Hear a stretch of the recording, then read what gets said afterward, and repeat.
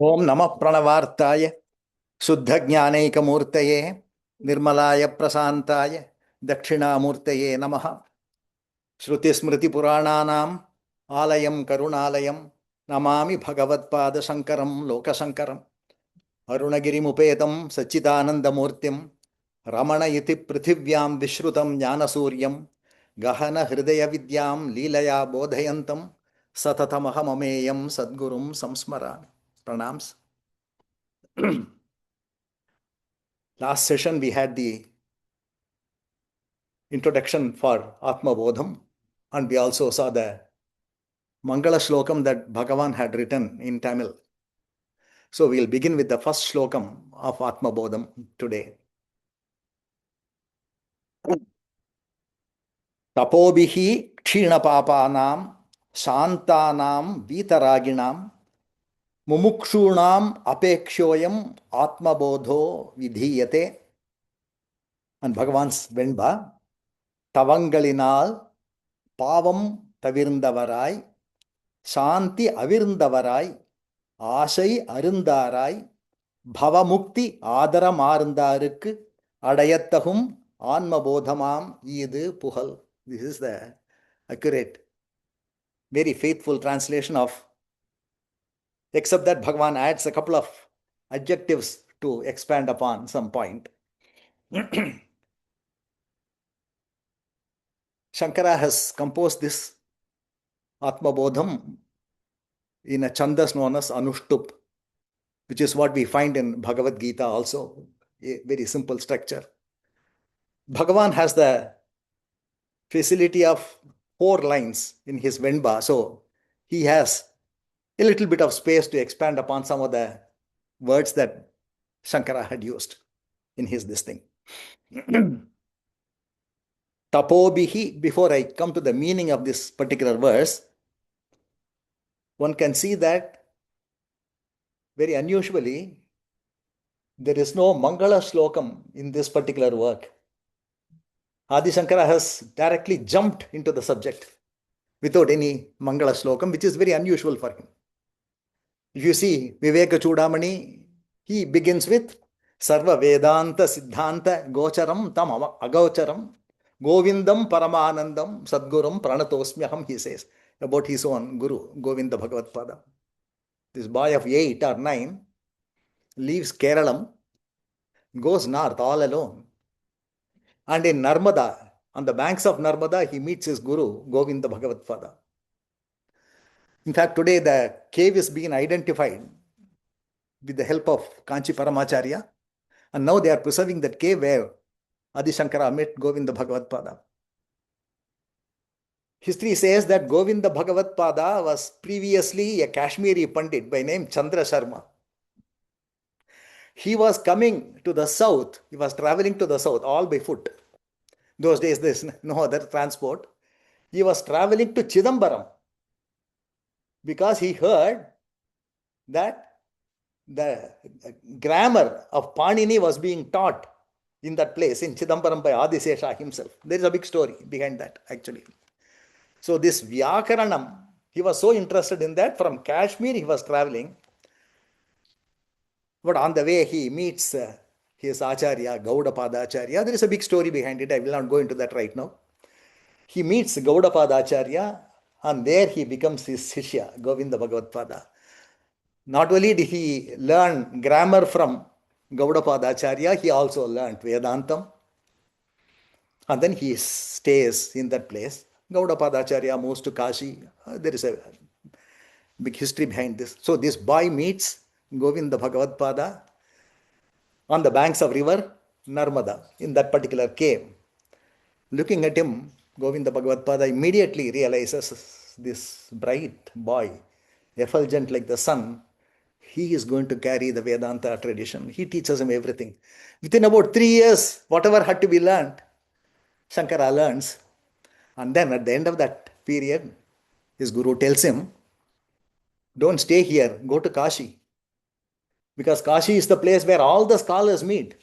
Not only from our religion, from all other religions, they all come to Kashi.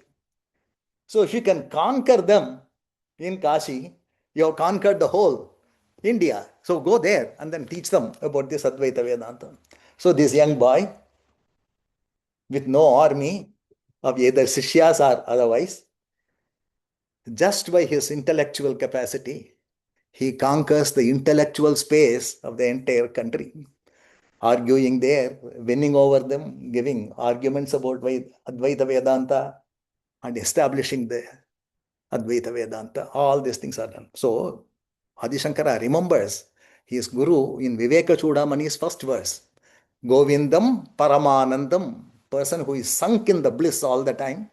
Sadgurum Pranatosmyaham, he says. But here, there is no such thing. In fact, in the olden times, they used to say that if your work begins without any acknowledgement either to the Guru or to God, don't read that book. You should not read that book. It's not a good thing to read. So why did Adi Shankara do this? This is a big debate. Anyway, but we carefully analyze the very first word that he has used, tapas, tapo bihi china papana. Tapas is a very auspicious word. Upanishad says that, and other itihasas and scriptures, they say that tapas is a very, very auspicious word. You know, in Taittiriya Upanishad, the third Valli, I think it's known as Bhrugu Valli. In Bhrugu Valli,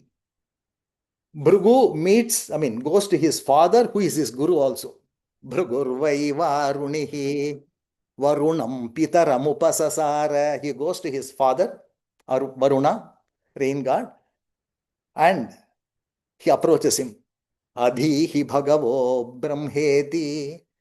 Bhagavan, please teach me about Brahman.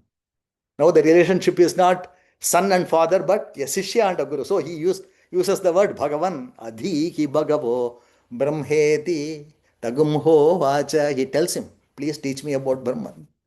So Varuna replies, Tapasa Brahma Vijijñāsasva. Do tapas and understand and know about Brahman. There is no other method. Tapasa Brahma Vijijñāsasva. After saying that, he adds, Varuna adds, Tapo Brahmeti. Tapas itself is Brahman. The means to approach Brahman itself is Brahman. So the tapas, the word tapas, is actually Brahma Sabdam. Most auspicious. Not only that, we also know in Ramayanam, the very first word is tapas. You know, the beginning of introduction of Valmiki Ramayanam, there is what is known as a Sankshepa Ramayanam. A very condensed version of Ramayanam is taught to Valmiki. And that he expands into the 24,000 slokas. So the very first sentence in that is, in the Sankshepa Ramayanam is, Tapasvadhyaya niratam tapasvi vagvidambaram. He begins with the word tapas. Valmiki goes to Narada and then says, I want to know if there is a person who has all the great qualities. Please tell me. And he gives a big list of the qualities that he has in mind. He says, Dharmajñascha, somebody who knows dharma. I want to know whether there is somebody who knows all the dharma correctly. Krithivasan, you should be grateful. Gratitude is considered to be such a great virtue. Dharmajñascha, Krithivasan, Satyavakyaha, Dridhavrataha. He must be truthful in whatever he does. Dridhavrataha, you should be determined. Charitrena chako yuktaha. Tell me somebody who can create history and who is associated with some of the greatest of, virtues, and then whose story is so blessed to hear.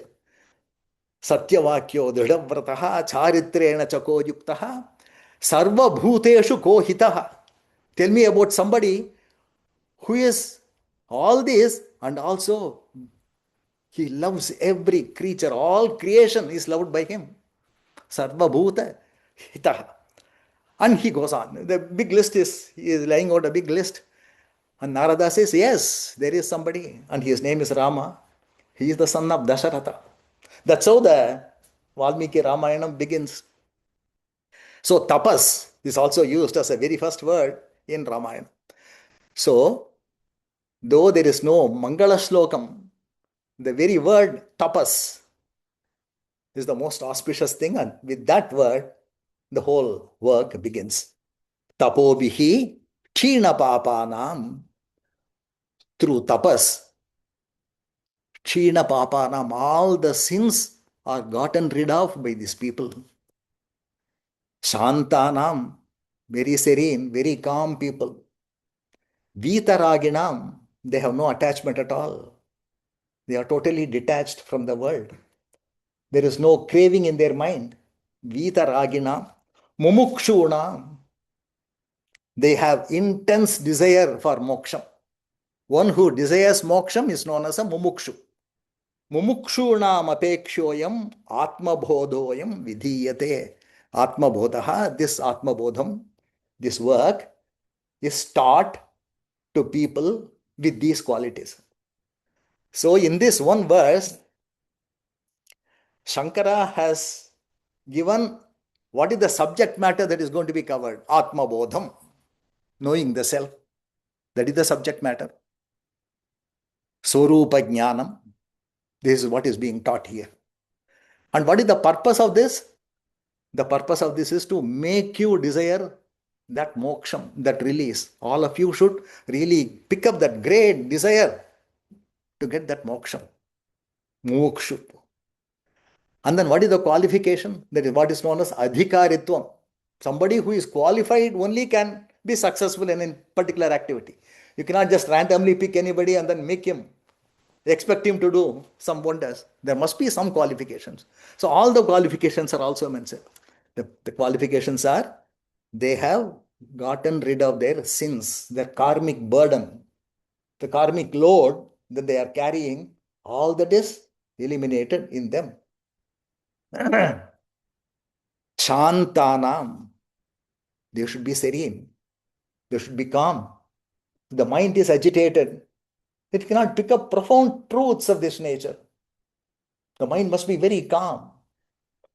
Shantanam Vitaraginam, they should be detached. They should not have any desires in their minds. Vitaraginam Mumukshunam, they should have intense desire for moksha, release. Moksha is release from this samsaric cycle. That's how it is defined. Mumukshunam apekshoyam, with them in mind, Atma Bodho vidhiyate. This Atma Bodham is being taught in this particular thing. So Bhagavan says, Shanti Avirndavarai. He adds a word Avirndavarai, glowing with Shanti. Shantanam, he says, but here Bhagavan says, you can really spot a person who is very, very calm and very peaceful. There is a special glow in his face. Avirndavarai. Avirndavarai means glowing, glowing with Shantam. Ashai Arundarai, complete cessation of all desires in their minds. The cravings are all gone. Bhavamukti Adaram Arundarikku. Just not moksham, he defines it. It is moksham from this bhavam. Bhavam is this cycle of births and deaths, constant cycle. The samsara chakram, that is bhavam. The bhava mukti. So he elaborates on this moksham with this word bhava mukti. Adaram arndarukku adayattahum. They are taught. They are the right. They have the right qualification to pick up this particular text. Tahum Anma Bodhama Idu Puhal. I will come back to this qualifications. In Viveka Chudamani, there is a very elaborate set of qualifications that are given. They are all given in a very condensed form in this verse. The initial portion is fully dealing with who all are qualified to learn about Advaita Vedanta. They talk about what is known as Sadhana Chatustayam. Sadhana Chatustayam is 4 means that you will develop within yourself, which will help you in reaching the final goal. And what are the 4 things? Vivekam starts with Vivekam. First of all, you should be able to know what is temporary and what is permanent in this life. The discrimination capability between what is temporary and what is permanent. Nitya, Anitya, Vastu Vivekam. That discerning quality is the most important thing. Everything begins from there. Because what we think of life as a very perfect life will not continue to be so in anybody's life. Someday or the other, something happens, and then he starts wondering, what's going on here? I wanted this, and I was on the right path. I have the right background, but something bad has happened. Why should it happen? It begins with that. Then he thinks about, oh, this is not permanent in life. Nothing is permanent in life. Like that, his mind goes through that kind of a vicharam. So it begins with vivekam, the discriminating capability between the nityam and the anityam. And from there comes vairagyam. Because once we know that this is not going to permanently give me happiness, you would like to detach yourself from that. There is no use in continuing to hanker after this when it's not giving you the desired happiness in your mind. So vairagyam develops from this vivekam. So this is the next qualification in Sadhana Chatustayam. And then there is one set of quality, which is the third one. It is a set of 6 qualities. They're all known as Shatka Sampatti. They're all treasures. That's why it's called as Sampatti. There are 6 of them.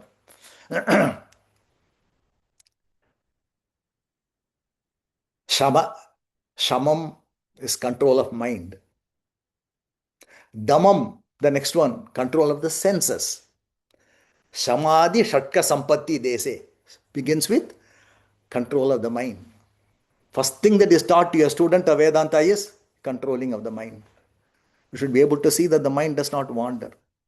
So it begins with Shamam.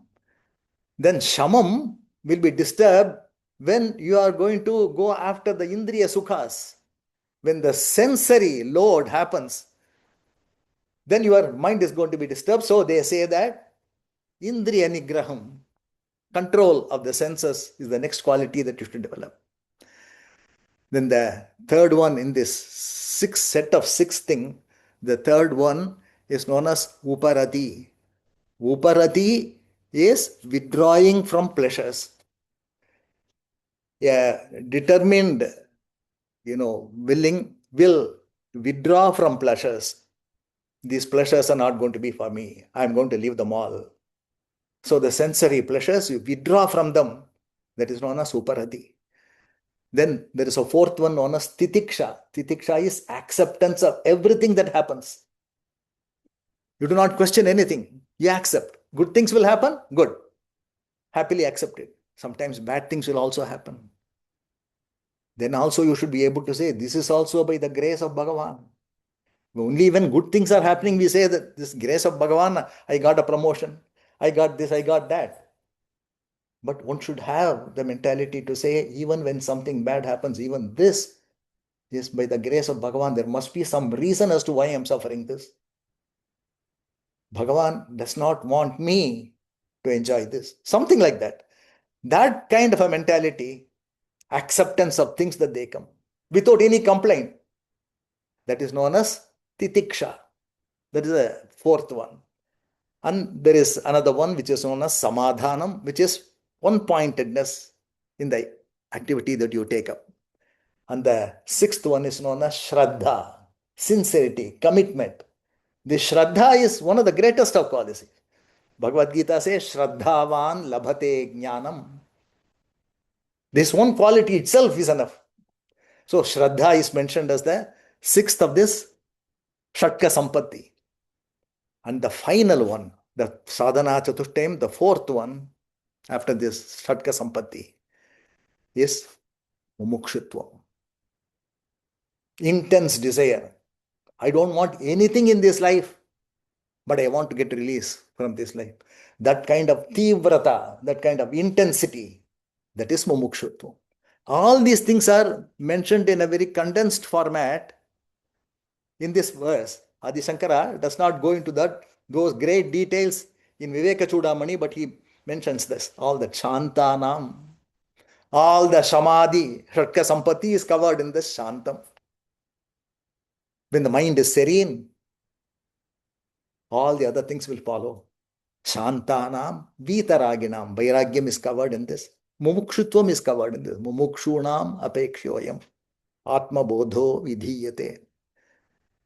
I'll come back to the first word, tapas. All of us have some notion or the other about tapas. We are terrified when this word is uttered to us. This kind of an austerity, how can we really undertake? What comes to our mind is somebody standing in one leg, raising his hands, or have panchagni. They say all around you have fire lit up, and stand in the midday sun. Up above, sun is another agni, the fifth agni. In that, let us try to concentrate. That's not what is meant here. In fact, Bhagavan discourages all this. Bhagavan, if you see in the talks and other things, he says, what is the use of oppressing the mind, suppressing the mind? It's not going to help you. He used to quote Bhagavad Gita. Nigraha kim karishyati? Asks Krishna in one place to Arjuna. Nigraham, that is this suppression, will not work. You have to entice the mind. You have to slowly train the mind, gradually train the mind. Let it not rebel against you. You cannot fight against it. So do that in a very gradual manner. Do that cleverly. Do it smartly. But don't fight with the mind. You will not be able to win the war with the mind. So tapas is not something to be really afraid of. Generally, tapas is translated as self-mortification, torture, undergoing torture of the body and other things. But if we see Bhagavad Gita in the 17th chapter, Lord Krishna, in a very beautiful manner, something that we can relate to, so that tapas will not become a terrifying word for us. He mentions all these things. He talks about shariram tapas, the tapas that you can do with your body, the tapas that you can do with your words, with speech, and the tapas that you can do with your mind.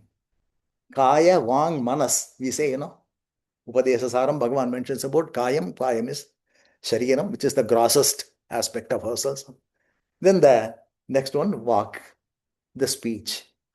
And finally, the mind.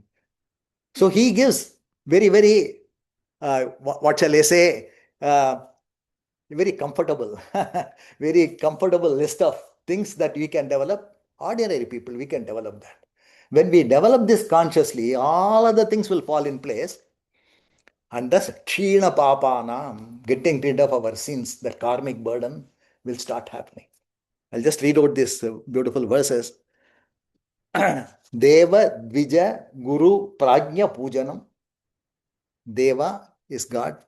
Dvija, a learned person. In today's context, Dvija generally means a Brahmin. But in today's context, we can say a learned person, somebody who is a moral person. Dvija, Guru, Prajna, Pujanam. Prajna is somebody who is a very learned, has got a lot of, knowledge in the Shastras and other things. Prajna, got an intellectual capability. You adore them. You do vandanam to them. You be good to them. Take them as your examples. Deva, Dvija, Guru, Prajna, Pujanam, Shaucham, personal hygiene, Arjavam, straightforward life. Live a life which is transparent. Don't live a secretive life. Live an open life. Arjavam, Brahmacharyam, self-restraint, Ahimsa, not harming other creatures. Ahimsa cha, Shariram tapa uchyate. This is the tapas that is done through Shariram. And then he says, Anudvegakaram Vakyam. This is for the Vangmayam tapas. Anudvegakaram. Udvegakaram is something that excites, agitates. Your words should not agitate anybody else. It should not really hurt anybody. Don't excite. Anudvegakaram Vakyam. All that you speak should be good words, gentle words. Anudvegakaram Vakyam. Satyam. Always be truthful in your whatever you say. Just because something is truthful, sometimes it can be hurtful also. You may say the truth, but it will be hurting somebody. So immediately he says, Satyam Priya Hitam Chayat.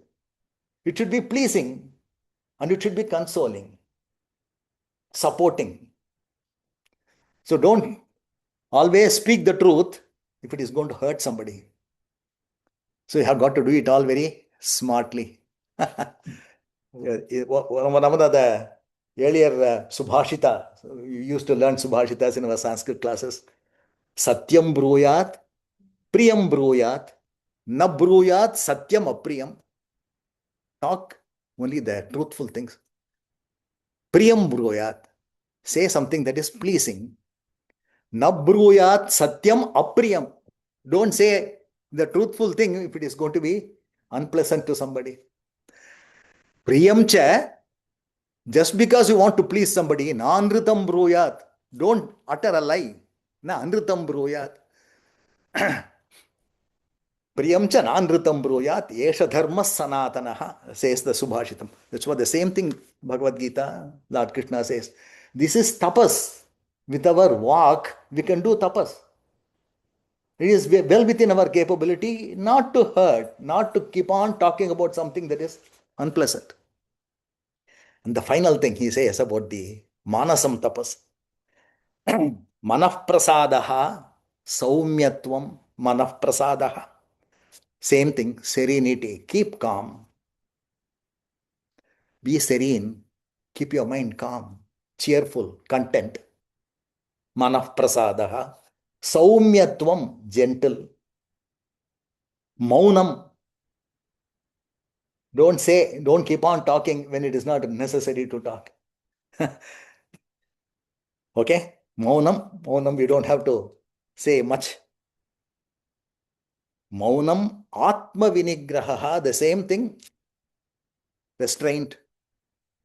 Have a moral life, a restrained life, not a life which is, full of bhogam and other things. Atma vinigraha. And then finally he says, Bhava samshuddhi rityetat tapo manasamuchyate. Bhava samshuddhi. Bhava samshuddhi is purity of intention. So beautiful. Your intention must be pure, not be selfish. Bhava samshuddhi rityetat tapo manasamuchyate, says Krishna. All these things are well within our. You don't have to stand one-legged and then do tapas. Tapas is all these things. They're all disciplines. You can cultivate them. And another thing that Bhagavan says is, don't wait for all these things to be in place before starting your sadhana. That will not happen. So, parallelly, while you are trying to get into this, at the same time, continue with your Atma Vicharam or your meditation. You don't have to wait for all these things to happen. An ineffective Atma Vicharam is better than no Atma Vicharam. It may be ineffective in the beginning, inefficient in the beginning, but ultimately it leads you to that. I'm not able to get all these things, so I will drop all these things. That should not be the attitude. So Bhagavan says that parallelly, as you are acquiring all these things, because once you are able to have a grip on any one of these things, all other things will follow. One by one, they will all follow. And what will aid all these things is your constant meditation, your desire to spend time meditating or doing Atma Vichara. These things will help you to get all this. So this is what Krishna says about tapas. I thought that I would spend some time on, on this frightening word tapas. Tapobihi kshina papanam. All our impurities should be lost. For Atma Vicharam, or for that matter, any meditation, impurities are the ones that are the biggest of obstacles. Why is somebody able to progress fast and somebody else is not able to? It's because of the karmic burden. The impurities that we have collected may not be in this life, but in the past lives also, they have a reflection in our current life. So these things will go slowly and gradually, but they have to go. The mind, which is very fat now, with all the desires, it has to become thin. It has to become very, very subtle. Bhagavan says the dwaram for the heart, the hridaya dwaram is very tiny. With our fat mind, we cannot enter the heart. Mind has to shed its fat, become lean. That is why he says in Pancharatnam, Ati Amaladhiya. Ahamiti kuta ayati iti anvishya antapravishtaya ati amaladhiya. Amaladhi is very pure mind, and he says ati amaladhi. It should be extremely pure. When the mind is pure, then everything accelerates. And in order to keep the mind pure, one by one, patiently, we have to develop all these things. The very fact that we are able to come to this kind of satsangs and able to listen to all these things, already a qualification has been established. Bhagavan has already called. Otherwise, it's not possible to assemble. But with this investment already made, we should be able to reap the benefits by constantly acquiring these good habits and then shed our karmic burden. When we do these things, then Atma Bodham becomes very easy. It's easy to do that. தவங்களினால் பாபம் தவிர்ந்தவராய் சாந்தி அவிர்ந்தவராய் ஆசை அருந்தாராய் பவமுக்தி ஆதரம் ஆர்ந்தாருக்கு அடையத்தகும் ஆன்ம போதமா இது புகழ், says Bhagavan in this verse. In her explanation commentary, Kanakammal has mentioned about two types of vratam. The China Papanam, she is explaining that. She says that in the olden times, there are some vratam, Krichiram and Chandrayanam. These are all vratam that people very consciously observe. Chandrayanam is a method by which, on the full moon day, full meal is taken. The next day, when the moon, starts becoming, getting into the dark mode, then 15, handfuls become 14. And finally, on the new moon day, you stop completely taking food. Total, upavasam. These things are all mentioned. I'm just mentioning because Kanakammal mentioned these two names in these things. But all these things can be avoided when we follow what Bhagavan says. Do it smartly. You have to have the determination to, shed your karmic load, but do it in a very smart manner. Don't fight with your mind and do it in a gradual manner. And then, otherwise, in today's world, we will feel more dejected that we are not able to control our mind. It's not really required to be worried about that, he says. I will go to the next verse. The next verse is Bodho Anya Sadhanebhyo hi Sakshan Mokshaika Sadhanam Pakasya Vannivat Jnanam Vina Moksho Na Siddhyati. It's an emphatic statement he is making in this second verse. Arivondre Ner Mukti Sadhanamahum. Arivu here is actually Jnanam. Jnanam alone will be able to give you the release, the salvation.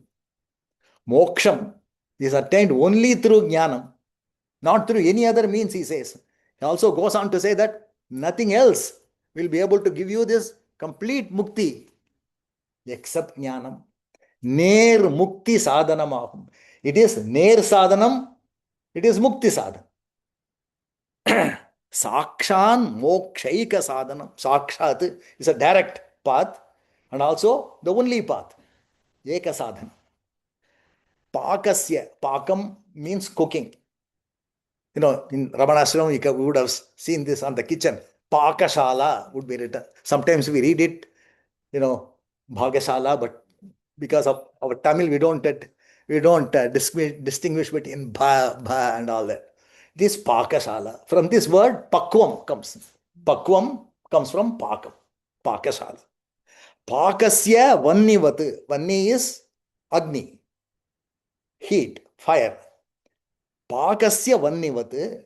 Just as a heating source or a flame or a fire is important for cooking, jnanam is important for moksham. Without fire, there's more possibility of cooking. Is it not? There's an interesting episode that Nagammal has given in her letters.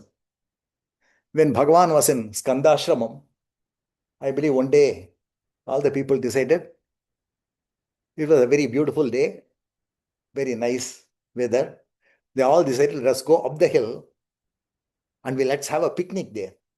Let us carry all the things that we have to cook for our lunch. We'll carry them, go up the hill, and then let us have a picnic in that place. And Bhagavan said, yes, by all means. They all went. They took all the utensils. Everything was taken. Wood was taken. But they forgot to carry the matchbox. When they discovered that they were very hungry at that time, and suddenly they discovered that they're not able to proceed with their cooking. So when Bhagavan came to know that, I believe he gave a big laugh. And he said, this is what Shankara has said. Now we know. Without this matchbox, we're not able to do anything. We have got everything else with us. It is as important. Jnanam is as important. It seems when he started explaining these verses, he also asked somebody to go down to Skandashramam to fetch a matchbox. So when he went to fetch the matchbox, he gave, when Bhagavan starts talking, it must be like, in Kailasam, I suppose. So they were all kept engaged with his speech. And meanwhile, the matchbox also came. They cooked. They were very hungry. They had a nice meal. So Kanakammal mentions this. Pakavat, pakasya vannivat. As important as a matchbox to cooking, so important is jnanam for moksham. Without jnanam, moksham is not possible. This is a very controversial statement. Shankara has made a statement which will be disputed by all other people. Would you say that only jnanam is required? Why not bhakti? Bhakti is equally important. Bhagavan has also said that bhakti is important. Bhakti is very important. Why are you saying that jnana alone is there? For this, we have to understand what is meant by moksham. Moksham is different for different people. It's not the same. The Buddhists will say moksham is end of suffering. That's all. Nothing more. No positive statement there, only the statement that suffering will not be there. That is moksha. And Visishtadvaitins will say that moksham is going to Vaikuntham. We are here in this Bhulokam and we have to go to some place called as Vaikuntha Lokam. And for that we have to be doing a lot of service to the Lord. We have to read all the great scriptures and other things. And then we should do a lot of bhakti. And at the time of death, the Dutas, Vishnu Dutas, they will come. They will take you to Vaikuntham. And there you have the chance to be in the presence of the Lord. That is mukti for them. So it is something that you have to traverse. It is not there with you now. And you have to do something to get there. But that's not what the Advaitins say. Advaitins say that moksham is always with you. You are ever free and never bound. So when you say that you are getting moksham, what you are really meaning is whatever is already attained is the one that you are going to attain now. You are not going to attain anything afresh. There is a jargon for this. Praptasya praptihi. That which is already attained, that is going to be attained. So the concentration is on removal of whatever is the obstacle to this moksha. It is always with you. It is never away from you. Bhagavan insists upon this again and again in all the talks. One can say, you are not going to get anything new, anything new. When we really understand the meaning of this, our sadhana will take a new shape altogether. We are missing out something. We are sitting on that treasure and we are missing out something. We are saying that I am suffering, I am suffering, I am suffering. I have to get this mukti. But Bhagavan says mukti is already with you. So the very nature of our sadhana will undergo a change, because now the sadhana will be focused on removal of ignorance, removal of whatever is covering up this ever present, pure state. When it is ever there with you, we are missing out on something.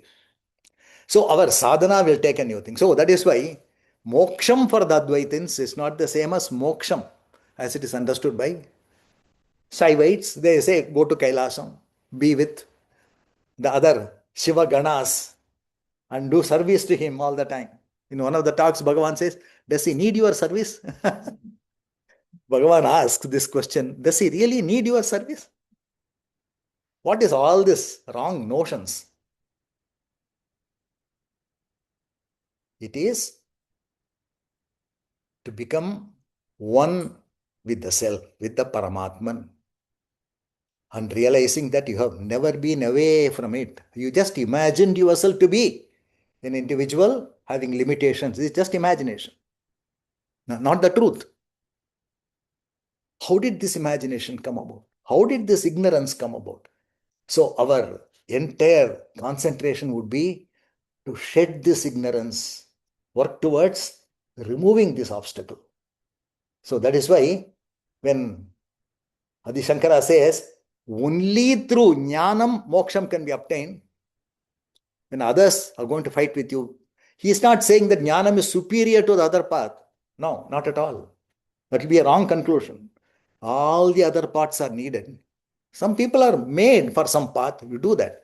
But understand that ultimately, even a bhakta who says that I want to be in the presence of Bhagavan all the time, let that bhakta realize that can you really separate yourself from the Bhagavan?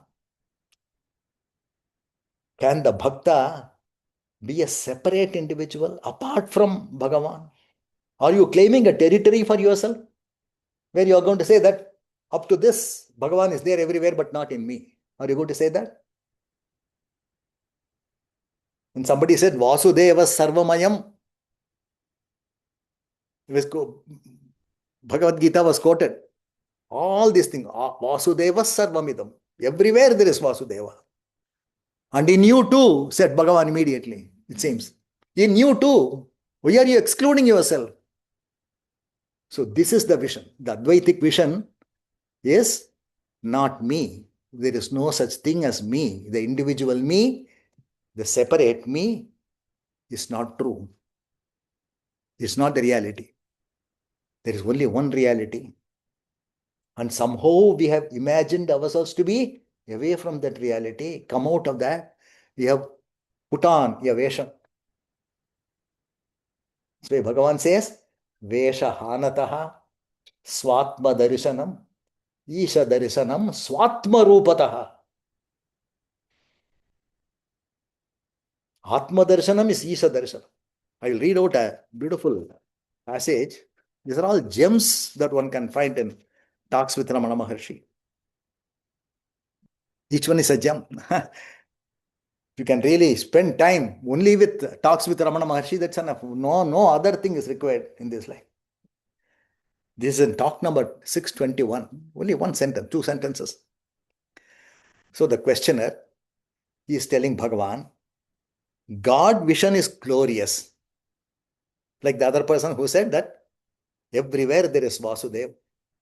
So this man is saying, God vision is glorious.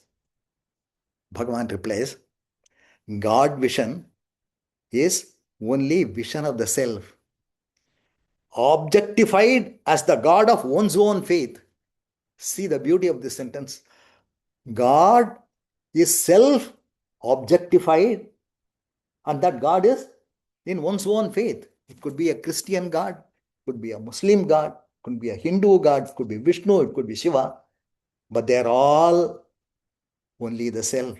The self is objectified as the God of each religion. This is Bhagavan's answer. So, know the self, he says. Atmanam vidhi, Atmanishto bhava. These are all the things. Bhagavan will ultimately come to only this and nothing else. Stays the course, does not stray away from this all the time.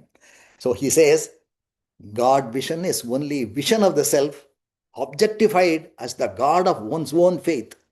So, know the self, he says. So, and we all know the story that Bhagavan used to repeat about Namadeva, the great Bhakta. He had the good fortune to talk to Panduranga Vitala. He was such a great Bhakta.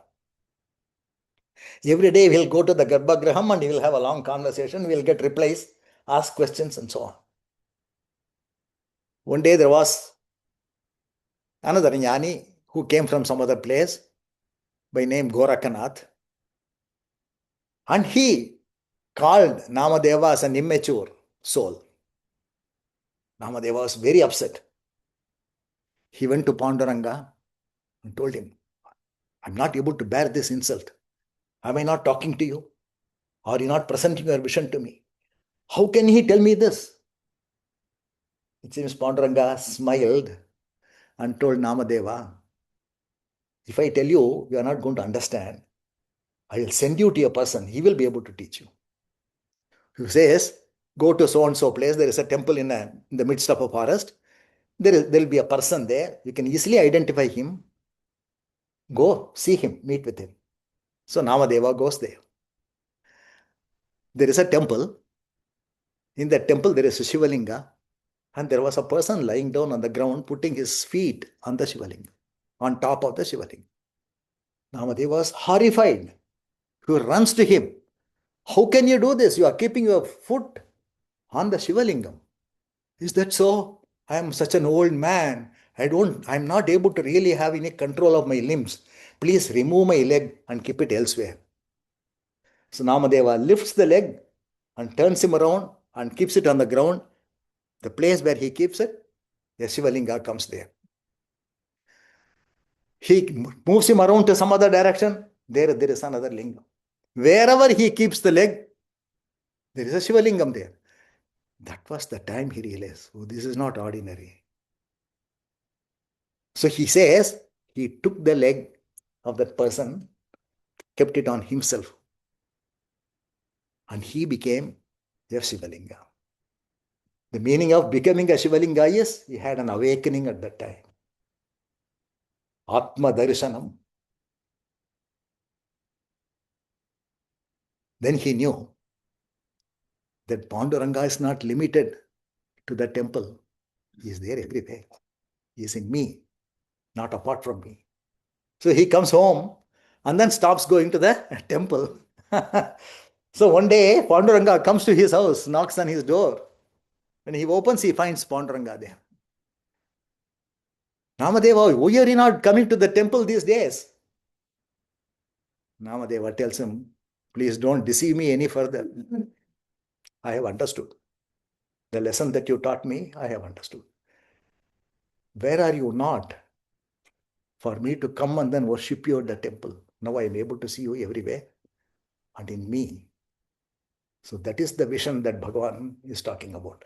So, Sakshan Mokshaika Sadhanam, Jnanam alone is Sakshat Sadhanam, Eka Sadhanam, is to be understood in this manner.